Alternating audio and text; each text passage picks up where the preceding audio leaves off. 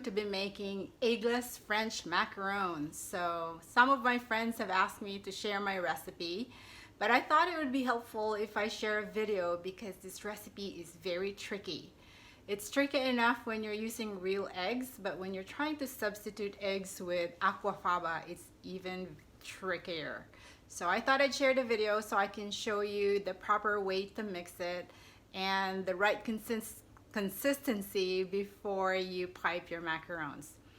Aquafaba is really nothing more than just the liquid that you would get from draining a can of garbanzo or chickpeas, but you can also make your own. So what I did for today's demo anyway, I went to the Asian store and got this bag of chickpeas. I soaked it overnight, and then the following day I threw out the water and then cooked it in a lot of water for about a couple of hours.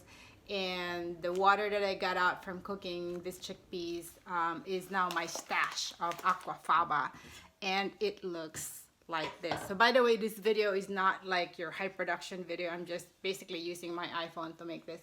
But here's my stash of Aquafaba. Let me see if I can show you better. It's kind of like a glutinous liquid. So I'll show you later what that looks like when you start whisking it. And if you're wondering, what am I going to do with all those chickpea beans once I get my Aquafaba? Well, you can actually make a really nice snack out of it. So what I did with mine is I just baked it in olive oil, and then I'll share the recipe. Baked it in olive oil, and then I put some spices in it, and it's a really healthy snack. So you've got a high protein snack, and it's healthy, and at the same time you got your Aquafaba, which is your egg substitute. Another key ingredient for this recipe is obviously the almond flour. So what I use for mine is this brand because it's finely sifted. So when you go online and look for recipes for French macarons, they always say you need to put it in a blender and a food processor. But when I use this, I didn't have to put this in a processor because it's already finely sifted. So with that, let's get started. I'll go over to the prep area and show you the rest of the ingredients. Here's what we need for this recipe. I took 1/3 cup of the Aquafaba and whisked it for 5 minutes until it was frothy, and then I added an 1/8 teaspoon of cream of tartar, and then slowly added 1/2 cup of white sugar, and then whisked it again for about 10 minutes in high speed until it formed stiff peaks. So like that, like it's really stiff. And then I added about 1/4 teaspoon of the almond extract, and then blue food color, this brand. And so this is what we have right now. This is our meringue, and it's really stiff.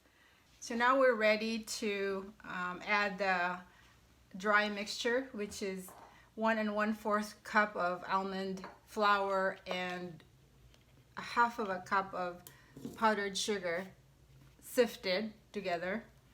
And I'm just gonna add like 1/2 of it first. I wanted to mix the white sugar a little bit with the almond flour because when I sifted it, I put the white sugar on top of the almond flour.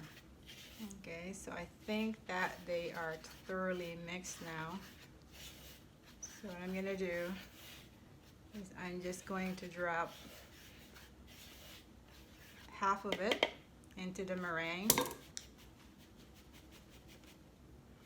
and then mix it.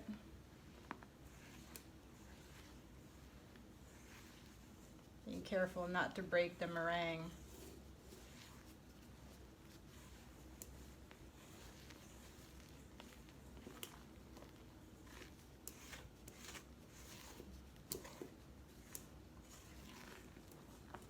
Now that's kind of mixed in, I'm going to add the other 1/2.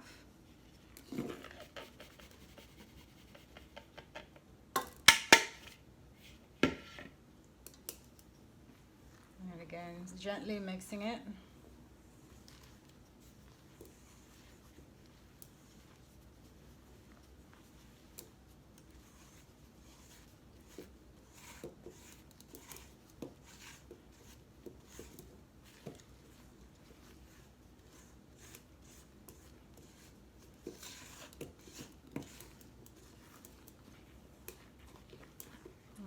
And so now it's mixed in. So this is now the macaronage part where I'm actually going to press the batter on the sides of the bowl like that to get rid of some of the air,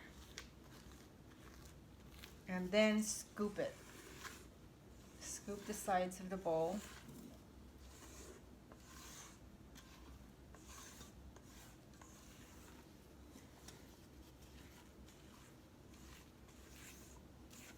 And then do it again. So we're gonna do that like 3 times.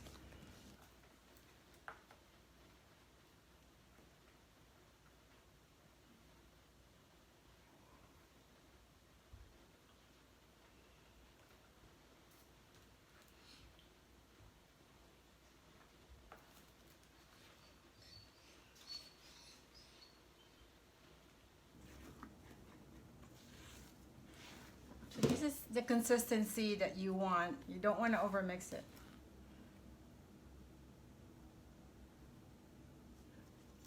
So what I have here is just a piping bag that I've prepared.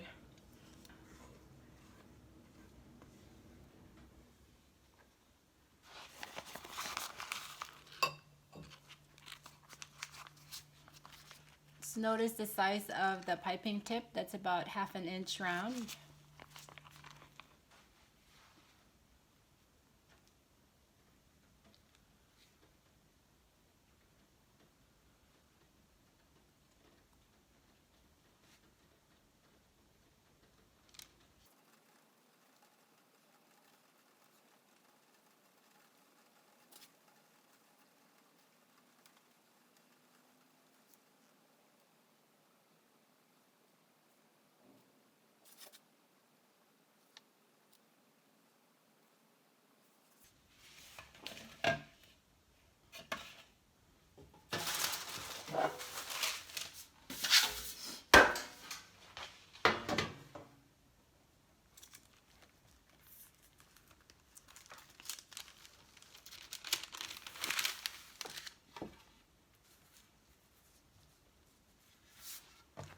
Okay, so this is a very important step.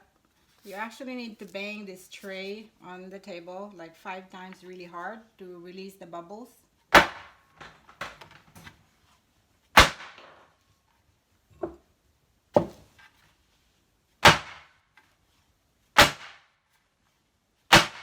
So let's put this in the other room and let it sit for about an hour.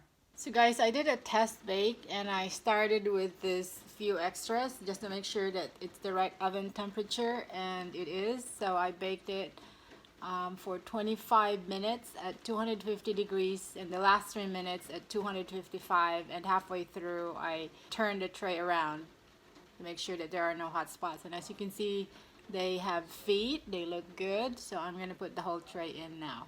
So we just took the first batch out of the oven and they look like this. So as you can see, they have feet.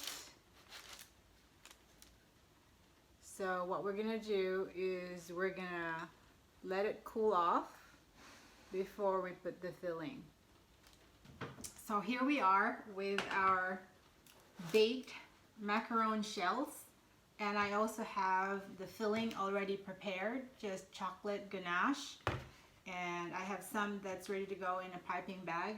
So this sheet here has cooled off for about 20 minutes. The other one is still just got out of the oven, so I'm not going to touch that. But the ones that are already cooled off, I'm going to take it out of the tray. And then with a spatula like this, just carefully take it off of the sheet. So it should come off really easy. Shouldn't be sticky. If it's sticky, it means that the oven was too cold or it hasn't fully cooked yet.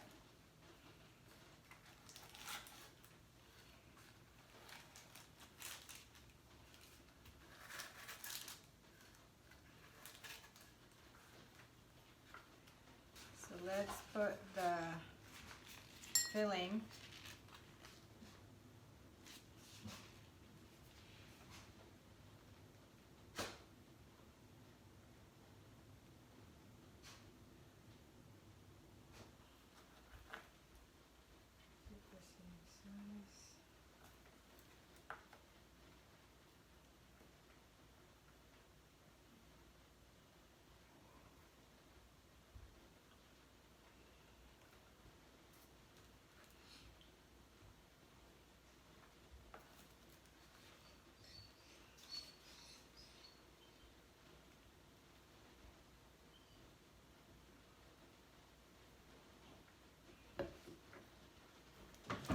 So here we are with the final product of our hard work.